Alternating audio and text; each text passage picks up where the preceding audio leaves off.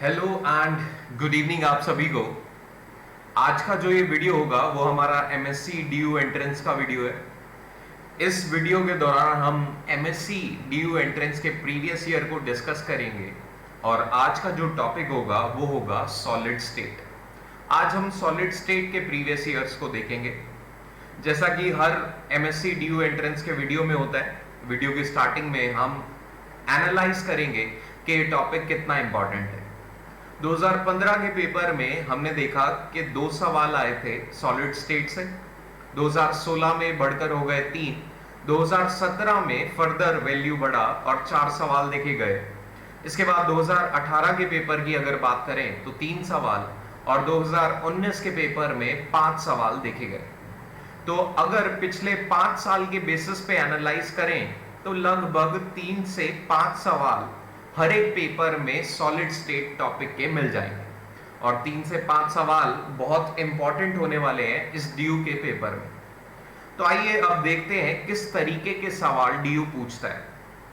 तो सबसे पहला सवाल हमने उठाया है 2015 के पेपर से। 2015 के पेपर में सवाल आया था, predict the extrinsic semiconducting properties of WO3 and CDO। WO3 और CDO में हमें बताना है कि क्या ये सेमीकंडक्टर्स हैं या फिर ये इंसुलेटर है, और अगर ये सेमीकंडक्टर हैं तो कैसे सेमीकंडक्टर हैं, एन टाइप या पी टाइप। तो अगर WO3 और CDO की बात करें, फॉर एग्जांपल WO3 की बात करें तो WO3 में आप देख सकते हैं यहां पर क्या है, टंगस्टन है +6 में और ऑक्सीजन है -2 में। जब भी तुम्हें कोई मेटल बहुत ज्यादा हायर ऑक्सीडेशन स्टेट में दिख जाएगा, जैसे कि यहां पर टंगस्टन है, तो ये हायर ऑक्सीडेशन स्टेट वाले मेटल कैटायंस क्या चाहते हैं, ये चाहते हैं इलेक्ट्रॉन्स लेना। यहां पर पॉजिटिव चार्ज बहुत ज्यादा हो गया है, इसी वजह से क्या चाहते हैं, इलेक्ट्रॉन लविंग स्पीशीज बन जाएंगे, ये इलेक्ट्रॉन्स लेना चाहते हैं। तो ये क्या करते हैं, ऑक्सीजन में जो ऑक्साइड आयन है उससे इलेक्ट्रॉन्स लेते हैं, और जैसे ही ऑक्सीजन अपने इलेक्ट्रॉन देगा तो वो O2 गैस की फॉर्म में रिलीज आउट हो जाएगा और यहां पर 2 इलेक्ट्रॉन रिलीज हो जाएंगे। तो ओवरऑल प्रोसेस में ऑक्सीजन इलेक्ट्रॉन दे रहा है और मेटल कैटायन इलेक्ट्रॉन ले रहा है। और अगर मेटल कैटायन इलेक्ट्रॉन लेता है तो इलेक्ट्रॉन आने की वजह से यहां पर WO3 और CDO दोनों में देखा गया कि इसके अंदर सेमीकंडक्टर की प्रॉपर्टीज आ जाती है। वो इलेक्ट्रॉन्स आने की वजह से वहां पर क्या होता है, चार्ज मूवमेंट स्टार्ट हो जाती है, इलेक्ट्रॉन का फ्लो स्टार्ट हो जाता है। तो यहां पर ये दोनों ही WO3 और CDO सेमीकंडक्टर की तरह बिहेव करते हैं। और कैसे सेमीकंडक्टर होंगे, इलेक्ट्रॉन लेने से जो सेमीकंडक्टर बनेंगे ये कैसे होंगे, एन टाइप सेमीकंडक्टर। इसके और एग्जांपल्स को भी ध्यान में रखना, WO3 CDO या फिर ZNO आ जाए, ये तीनों के तीनों क्या रहेंगे, एन टाइप सेमीकंडक्टर्स होंगे। इसके आसपास का अगर सवाल आए, अगर मान लीजिए ZNO की बात करें तो वो भी क्या होता है, एन टाइप सेमीकंडक्टर। यहां पर Zn2+ इलेक्ट्रॉन लेता है और एक एन टाइप सेमीकंडक्टर बन जाता है। लेकिन अगर सवाल आ जाए MgO के रिगार्डिंग तो याद रखना MgO एक इंसुलेटर की तरह बिहेव करता है। MgO के रिगार्डिंग आ जाए तो MgO इंसुलेटर की तरह बिहेव करता है। Mg2+, क्योंकि Mg2+ जब बन रहा है तो यहां पर इसका ऑक्टेट कंप्लीट हो चुका है, तो Mg2+ क्या करता है, इलेक्ट्रॉन नहीं ले पाता O2- से। और अगर ये इलेक्ट्रॉन नहीं लेगा, इसके पास फ्री इलेक्ट्रॉन नहीं होंगे, तो ये क्या करेगा, ये सेमीकंडक्टर की तरह बिहेव नहीं कर पाएगा। तो MgO इंसुलेटर, CDO और ZNO ये दोनों एन टाइप और WO3 भी क्या होगा, एन टाइप सेमीकंडक्टर। नेक्स्ट सवाल को अगर देखें तो नेक्स्ट सवाल था लिथियम सेलेनाइड पर बेस्ड। इन्होंने क्या कहा है, सेलेनाइड आयन CCP एरे बना रहे हैं, जबकि लिथियम आयंस की बात करें तो वो टेट्राहेड्रल होल्स में प्रेजेंट है। फॉर्मूला बताना है लिथियम सेलेनाइड का। तो सबसे पहले सेलेनाइड आयंस की अगर बात करूं तो सेलेनाइड आयंस हमारे पास प्रेजेंट है CCP की फॉर्म में, और क्यूबिक क्लोज्ड पैकिंग के केस में n का वैल्यू होता है 4। तो हमारे पास effective number of atom selenide ions के कितने होंगे, 4। दूसरी तरफ अगर लिथियम की बात करें तो लिथियम आयंस जो है वो प्रेजेंट है किसके अंदर, टेट्राहेड्रल होल्स के अंदर। और आप लोग जानते हैं टेट्राहेड्रल होल्स हमारे पास कितने होते हैं, जो हमारे टेट्राहेड्रल वॉइड्स होते हैं या होल्स कहें, ये होते हैं 2n के बराबर। n का वैल्यू कितना है 4, तो ये टोटल कितने होंगे 8। तो यहां पर लिथियम प्लस आयंस का वैल्यू की अगर बात करें तो ये कितने हैं हमारे पास टोटल 8। तो यहां पर अगर देखें तो Li 8 है, जबकि सेलेनाइड आयंस हमारे पास कितने हैं 4। इसका सिंपल रेशियो अगर लिखूं तो सिंपल रेशियो कितना होगा Li2Se। तो हमारा करेक्ट ऑप्शन क्या हो जाएगा Li2Se। ए और बी दोनों ऑप्शन सही है बिकॉज दोनों में सेम आंसर दिया हुआ है Li2Se। ठीक है, नेक्स्ट अगर बात करें तो नेक्स्ट सवाल था 2016 के पेपर से, शॉटकी डिफेक्ट का ये सवाल था। Schottky defect form in a crystal. तो शॉटकी डिफेक्ट की अगर बात करें यहां पर तो ये क्या होता है पहले ये समझ लेते हैं। मान लीजिए तुम्हारे पास एक क्रिस्टल है जो कि दो तरह के आयन से मिलकर बना है, A+ और B-। दो तरह के आयन से मिलकर बना है ये क्रिस्टल है। ठीक है, अब इस क्रिस्टल में आप लोगों ने क्या किया है, यहां पर इस क्रिस्टल में आपने एक B- को रिमूव कर दिया और एक A+ को रिमूव कर दिया। आप लोगों ने क्या किया, एक तो A+ को बाहर निकाल दिया, एक B- को। तो यहां पर जैसे ही आयंस बाहर निकलेंगे, यहां पर जैसे ही आयन B- का और A+ का आयन बाहर निकलेगा तो यहां पर क्या क्रिएट हो जाएंगी वैकेंसीज। और इन वैकेंसीज के क्रिएट होने की वजह से अब ये चार्ज पार्टिकल्स क्या कर सकते हैं, माइग्रेट कर सकते हैं। और जब चार्ज पार्टिकल माइग्रेट करेगा तो इसी वजह से सॉलिड की क्या होती है, कंडक्टेंस की प्रॉपर्टी बढ़ने लग जाती है। तो यहां पर इक्वल नंबर में क्या निकलते हैं, A+ आयन और B- आयन। इस डिफेक्ट को ही हम बोलते हैं शॉटकी डिफेक्ट। और यही हमारा एक ऑप्शन भी था कि शॉटकी डिफेक्ट के दौरान क्या होगा, इक्वल नंबर ऑफ केटाइंस भी निकलेंगे और एनाइंस भी निकलेंगे अपने लेटिस से। तो शॉटकी डिफेक्ट के लिए करेक्ट ऑप्शन कौन सा होगा, ऑप्शन बी। अब इसी में एक और बात का ध्यान रखना कि कभी कभी सवाल में हो सकता है तुमसे परसेंटेज मिसिंग आयंस की बात करें। यहां पर परसेंटेज मिसिंग आयंस का वो बात करें, परसेंटेज मिसिंग आयंस निकालने को कहे। तो परसेंटेज मिसिंग आयंस निकालने के लिए आप लोग क्या करेंगे, यहां पर कुछ नहीं करना, डेंसिटी को यूज करना। देखो इनिशियली हमारे पास यहां पर A+ आयन था, यहां B- आयन था। तो इनिशियली जो हम थ्योरेटिकल डेंसिटी निकालेंगे वो ज्यादा होगी, लेकिन जब हम डेंसिटी को ऑब्जर्व करेंगे, जब ये आयंस निकल चुके होंगे उसके बाद अगर हम डेंसिटी को ऑब्जर्व करें तो हम पाएंगे डेंसिटी कुछ कम हो चुका है। क्यों ये डेंसिटी कम हो चुका है, क्योंकि कुछ आयंस निकले, मास कम हो गया, और मास कम होने से डेंसिटी सीधा सीधा कम होगा। तो इस केस में जो डेंसिटी आप थ्योरेटिकल निकालोगे और जो डेंसिटी ऑब्जर्व करोगे वो बराबर नहीं होगी, और इनका रिलेशन क्या होगा, डेंसिटी थ्योरेटिकल ज्यादा होगा, ऑब्जर्व कम होगा। इन दोनों डेंसिटी की मदद से ही हम क्या करते हैं, परसेंटेज मिसिंग आयंस को भी निकालते हैं। परसेंटेज मिसिंग आयंस एक्चुअल में किसके बराबर होंगे, density theoretical minus density observe, divide कर दो डेंसिटी थ्योरेटिकल से, मल्टीप्लाई विद 100, ताकि परसेंटेज बन जाए, इसीलिए 100 से मल्टीप्लाई किया। तो अगर वो सवाल में परसेंटेज मिसिंग आयंस पूछे तो इस इक्वेशन की मदद से आप कर सकते हो। और अगर सिंपल सवाल आए तो आपको पता होना चाहिए शॉटकी डिफेक्ट में क्या होता है, इक्वल कैटायन और एनायन रिमूव होते हैं। नेक्स्ट सवाल सेम पेपर से था, टेट्रागोनल क्रिस्टल ब्रेवियस सिस्टम का यह सवाल था, और आपसे साइड और एंगल का रिलेशन पूछा गया। साइड और एंगल का रिलेशन याद करने के लिए आप लोगों ने याद किया होगा, इसे एक ट्रिक से याद करते हैं, cute are mother. Cute are mother में आप जानते हैं सबसे पहले Cu होता है क्यूबिक, T टेट्रागोनल, O होता है ऑर्थोरोम्बिक, मोनोक्लिनिक, ट्राइक्लिनिक, हेक्सागोनल, और R से होता है रोम्बोहेड्रल, या फिर इसे ट्राइगोनल भी बोलते हैं। अब उसने सवाल में सिर्फ पूछा है टेट्रागोनल, तो यहां पर अगर हम टेट्रागोनल की बात करें तो टेट्रागोनल के केस में साइड्स का रिलेशन होता है A बराबर है B के, लेकिन B बराबर नहीं होगी C के। एंगल्स का रिलेशन क्या होता है, अल्फा, बीटा और गामा, तीनों एंगल्स किसके बराबर होंगे, 90 डिग्री के। तो यहां पर अगर देखें तो टेट्रागोनल के लिए कौन सा ऑप्शन सही है, ऑप्शन बी करेक्ट है। मैं ये स्ट्रांगली सजेस्ट करूंगा कि इस पूरी टेबल को आप जरूर देख लेना, आपके पास जहां पर भी अवेलेबल हो, अगर नहीं है तो नेट पर देख लेना और इस टेबल को जरूर देख के जाना। इस टेबल से सॉलिड स्टेट के क्वेश्चन आने के चांसेस बहुत ज्यादा होंगे। नेक्स्ट सवाल था 2017 के पेपर से। ये सवाल क्या था? Yellow when hot and white when cold is one of the characteristic observed for ZNO। It is due to ZNO के केस में, जैसे ZNO का अगर मैं यहां पर लेटिस सिस्टम बनाऊं, मान लो Zn2+ और O2- इन दोनों आयंस की मदद से ही बना होगा ये क्रिस्टल।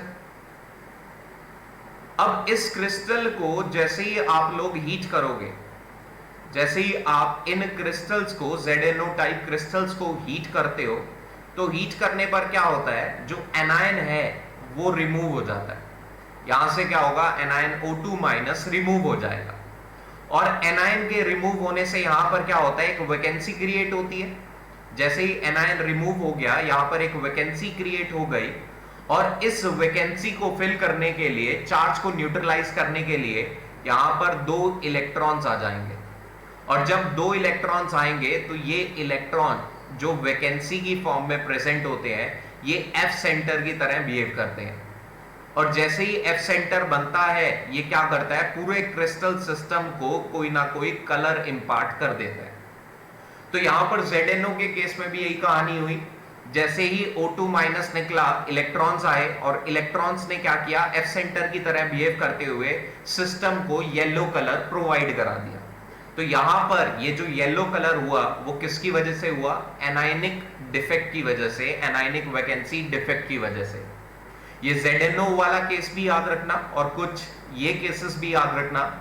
जब हम NaCl को हीट करते हैं Na के वेपर्स में, तो ये भी क्या होता है, येलो कलर का बन जाता है। सेम कारण है, एनायन निकलेगा, इलेक्ट्रॉन आने से वैकेंसी क्रिएट होगी और यहां पर एक F सेंटर फॉर्म होगा। F सेंटर के फॉर्मेशन की वजह से ही येलो कलर हो जाता है। इसके अलावा अगर बात करें तो KCl का याद रखना कि KCl को अगर आप हीट करते हैं K के वेपर्स में, पोटेशियम के वेपर्स में, तो ये वायलेट कलर का क्रिस्टल यहां पर बन जाता है। सिमिलरली LiCl की अगर बात करें तो LiCl को जब आप लिथियम आयंस के प्रेजेंस में हीट करोगे, लिथियम के वेपर्स की प्रेजेंस में हीट करोगे, तो ये पिंक कलर का सॉलिड बन जाता है। तो ये सवाल आ सकता है इसके कलर के बेस पर भी। तो मैं कलर के बेस पे आपको कुछ कॉमन एग्जांपल्स बता रहा हूं जिनके आने की प्रोबेबिलिटी थोड़ी ज्यादा है। नेक्स्ट अगर बात करें, सेम पेपर का सवाल था, ये ब्रैग्स इक्वेशन का सवाल था। आपको वेवलेंथ दी हुई है, एंगल दिया है, एंगल ऑफ इंसिडेंट दिया हुआ है, इंटरस्पेसिंग डिस्टेंस डी दिया हुआ है 12.1। आपको साइन थीटा की वैल्यू निकालनी है जब सेकेंड ऑर्डर ऑफ डिफ्रैक्शन। तो यहां पर n का वैल्यू दिया है आपको ब्रैग्स इक्वेशन में, सेकेंड ऑर्डर डिफ्रैक्शन है। d का वैल्यू 12.1 एंगस्ट्रम दी है। इसके अलावा आपको क्या दिया हुआ है, लैम्डा का वैल्यू दिया है 10.4 एंगस्ट्रम के बराबर। अब आपको क्या करना है, केवल साइन थीटा का वैल्यू निकालना है। तो साइन थीटा का वैल्यू निकालने के लिए ब्रैग्स इक्वेशन है ही है हमारे पास। ये इक्वेशन क्या था, 2d sine theta is equal to n lambda. हमें जब तक मेंशन नहीं किया जाता हम कंस्ट्रक्टिव फॉर्म को यूज करते हैं, तो ये कंस्ट्रक्टिव फॉर्म है। अगर वो मेंशन कर देता तो हम क्या करते हैं, डिस्ट्रक्टिव फॉर्म को भी यूज कर सकते हैं। 2d साइन थीटा किसके बराबर होगा, n/2 लैम्डा। तो ये याद रखना, ये केवल डिस्ट्रक्टिव के केस में, अगर कुछ मेंशन नहीं है तो कंस्ट्रक्टिव मानते हुए ये इक्वेशन यूज होगी। अब यहां पर सारे डाटा को सब्स्टिट्यूट करोगे तो साइन थीटा किसके बराबर आएगा, साइन थीटा बराबर आएगा n lambda upon 2d। n का वैल्यू था 2, लैम्डा का वैल्यू कितना है 10.4। यहां पर 2d आए, d का वैल्यू कितना था 12.1, तो 2 से 2 कैंसिल, 10.4 अपॉन 12.1, ये वैल्यू आएगी 0.859 के बराबर। तो हमारा करेक्ट ऑप्शन क्या होगा, ऑप्शन नंबर सी। नेक्स्ट अगर बात करें तो सेम पेपर में ही सवाल था, assign the Bravais lattice type of the following unit cell structure. Following unit cell structure का आपको ब्रेवियस लेटेस्ट टाइप बनाना है। ये टाइप बताने के लिए आप लोगों को जरूरी है कि ये इमेज आप लोग एक बार देखकर जरूर जाए। जैसे मैंने टेबल के लिए कहा था, ये ब्रेवियस लेटेस्ट वाला टेबल भी आपके लिए बहुत इंपॉर्टेंट होगा। तो इस अगर आप टेबल से कंपेयर करें तो आप क्लियरली देख सकते हैं, ये जो आपको प्रीवियस इमेज दी हुई है ये किस सिस्टम की है, टेट्रागनल। तो यहां से हमारा करेक्ट ऑप्शन क्या होगा, टेट्रागनल। तो इस बात का ध्यान रखना कि आप लोग पेपर से पहले ये एक टेबल जरूर देख के जाए। नेक्स्ट बात करें तो लेटिस एनर्जी का सवाल था। Lattice energy is decreased when size of anion is. तो आप लोगों को पता है जो लेटिस एनर्जी है वो चार्ज के डायरेक्टली प्रोपोर्शनल होती है, लेकिन साइज के इनवर्सली। तो साइज जैसे ही बढ़ेगा वैसे ही लेटिस एनर्जी क्या होगी, डिक्रीज होगी। तो यहां पर लेटिस एनर्जी डिक्रीज कब होगी, जब साइज ऑफ एनायन बढ़ेगा। तो ऑप्शन बी करेक्ट है। नेक्स्ट सवाल था 2018 के पेपर से, in an FCC type crystal lattice the number of atoms belonging exclusively to each unit cell within the lattice is R. तो हमें क्या बताना है, एफसीसी में कितने नंबर ऑफ एटम्स एक्चुअल में होंगे। तो एफसीसी के केस में हम जानते हैं, बहुत सिंपल सा सवाल था ये, कि 8 एटम्स जो होंगे वो कॉर्नर पे होंगे और इसके अलावा 6 एटम्स होंगे फेस सेंटर के ऊपर। 2 जगह पर एटम्स होंगे, 8 कॉर्नर पे और 6 फेस सेंटर पे। 8 कॉर्नर का कंट्रीब्यूशन आप जानते हो, हर एक कॉर्नर का कंट्रीब्यूशन 1/8। तो ये ओवरऑल कितने एटम्स हो गए, इफेक्टिवली ये एटम्स हो गए 1। फेस सेंटर का कंट्रीब्यूशन होता है 1/2। कितने फेस सेंटर थे, 6। तो ये वैल्यू कितनी आ गई, इफेक्टिव वैल्यू आ गई 3 और ये वैल्यू है 1। टोटल ऐड कर दें तो ये वैल्यू कितना आएगा, 4। एफसीसी के केस में ये वैल्यू कितना होता है, 4। ऑप्शन ए करेक्ट था। नेक्स्ट सवाल में उसने मुझसे सवाल किया, थर्मल स्टेबिलिटी का ऑर्डर पूछा है। किस केस में, K2CO3 दिया है, MgCO3, CaCO3, BeCO3। तो कार्बोनेट्स का स्टेबिलिटी का ऑर्डर पूछा है, थर्मल स्टेबिलिटी का। तो मैं पहले ही बता दूं, जो थर्मल स्टेबिलिटी होती है, अगर आप लोगों ने नहीं पढ़ा तो थर्मल स्टेबिलिटी याद रखना, वो एनायन के ऊपर डिपेंड करती है। एनायन कैसा है इस बात पर डिपेंड करती है। एनायन अगर आपका मोनोएटॉमिक है तो थर्मल स्टेबिलिटी डिपेंड करेगी केवल लेटिस एनर्जी के ऊपर, और लेटिस एनर्जी अभी अभी बताया था, चार्ज के डायरेक्टली, साइज के इनवर्सली।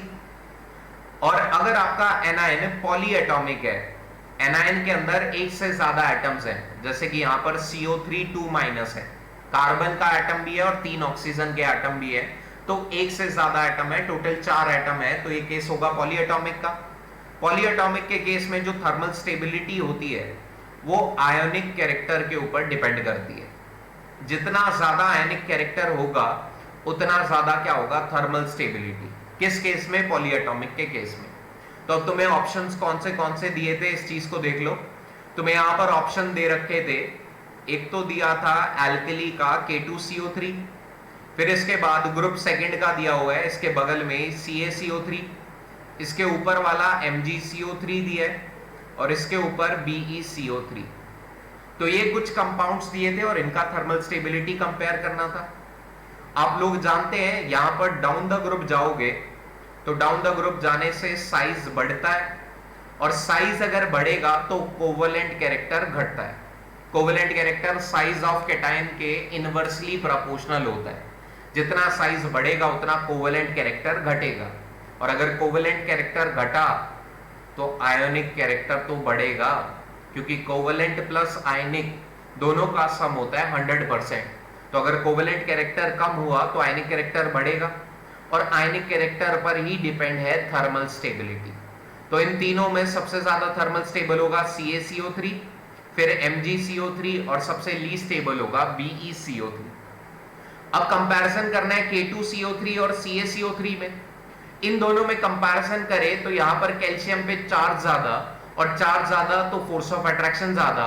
फोर्स ऑफ अट्रैक्शन जितना ज्यादा होगा उतनी थर्मल स्टेबिलिटी भी ज्यादा। तो सबसे ज्यादा थर्मल स्टेबिलिटी CaCO3 की, इसके बाद अगर बात करें फिर K2CO3, फिर आएगा MgCO3 और सबसे लास्ट में BeCO3। तो इस हिसाब से अगर देखें तो ऑप्शन नंबर बी करेक्ट हो जाएगा। तो अगर थर्मल स्टेबिलिटी का कभी भी सवाल आए तो इस बेसिस पे आप कर सकते हैं। नेक्स्ट अगर बात करें तो कोवेलेंट रेडियस ऑफ Li दिया था 123 पिकोमीटर। The crystal radius of lithium will be, crystal radius of lithium की बात की है, क्या होना चाहिए? तो कोवेलेंट रेडियस में आप जानते हैं कि जब हम कोवेलेंट रेडियस निकालते हैं तो हम ओवरलैपिंग को मानते हैं। इसके बाद अगर हम मेटालिक बॉन्डिंग की बात करें तो मेटालिक बॉन्डिंग के केस में ऐसा कोई ओवरलैपिंग नहीं होता। वेंडरवॉल के केस में तो और दूर चले जाते हैं। तो यहां पर सबसे ज्यादा अगर मैं रेडियस की बात करूं तीनों बॉन्डिंग में, तो सबसे बड़ा वैल्यू होता है वेंडरवॉल का, फिर होता है मेटालिक और फिर होता है कोवेलेंट।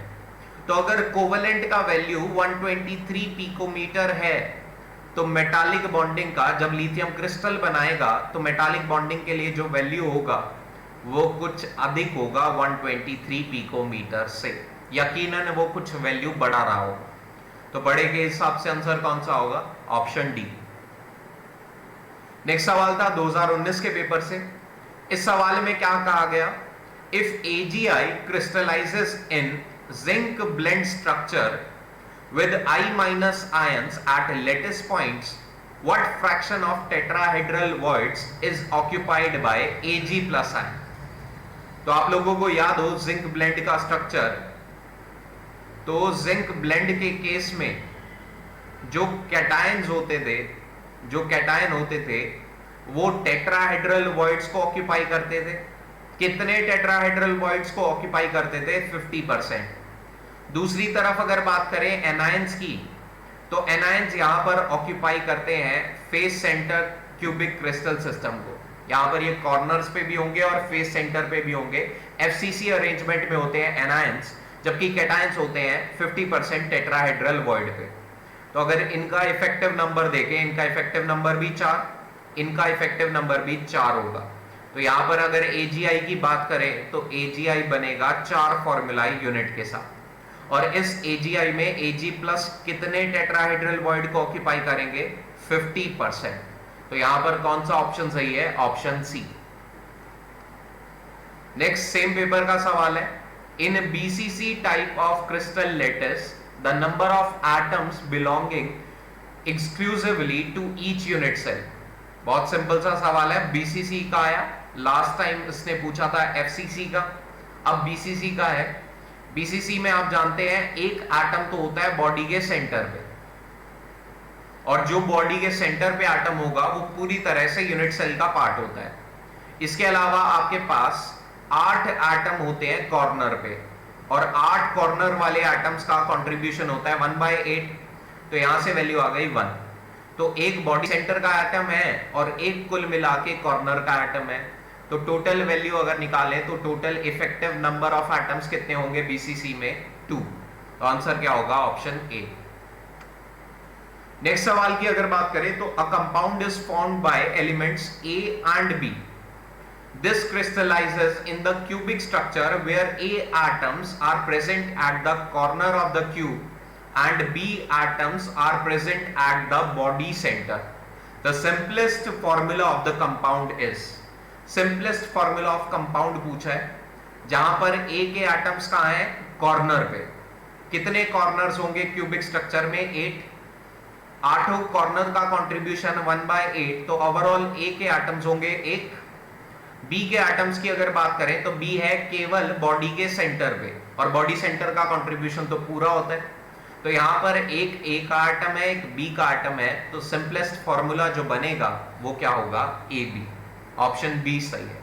तो आप अगर 2019 के ट्रेंड को देखें तो इसने BCC पर फोकस किया है। लगातार 2 सवाल आए हैं BCC के सेम कंसेप्ट पे, सेम पेपर में।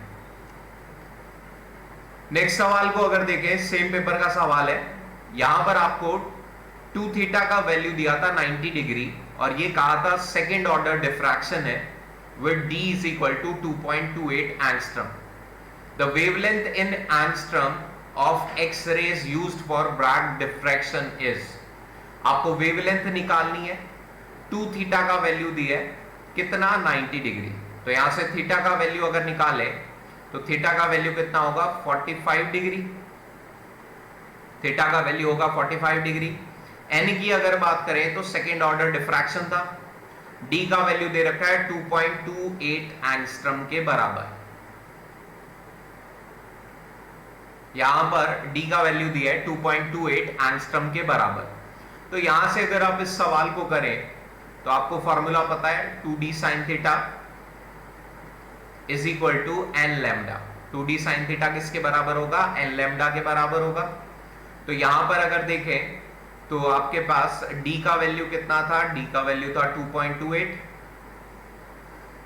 साइन थीटा की वैल्यू की अगर बात करें तो साइन 45 डिग्री आएगा और साइन 45 डिग्री होता है 1/√2। n की अगर बात करें तो n था 2, लैम्डा आपको निकालना था। इस 2 से ये 2 कैंसिल होगा। यहां से अगर लैम्डा निकाले तो लैम्डा का वैल्यू कितना आएगा? 1.613 एंगस्ट्रम के बराबर। तो करेक्ट ऑप्शन क्या हो जाएगा? Option number A. तो ये कुछ सवाल थे सॉलिड स्टेट के, जहां पर हमने डिस्कस किया कुछ बेसिक कॉन्सेप्ट्स को और कुछ ऐसी प्रोबेबिलिटीज को भी डिस्कस किया जो आगे जाके पेपर में पूछी भी जा सकती है। तो अगर आप लोगों को ये वीडियो अच्छा लगे तो प्लीज लाइक करें, सब्सक्राइब करें और शेयर करें। थैंक यू दोस्तों।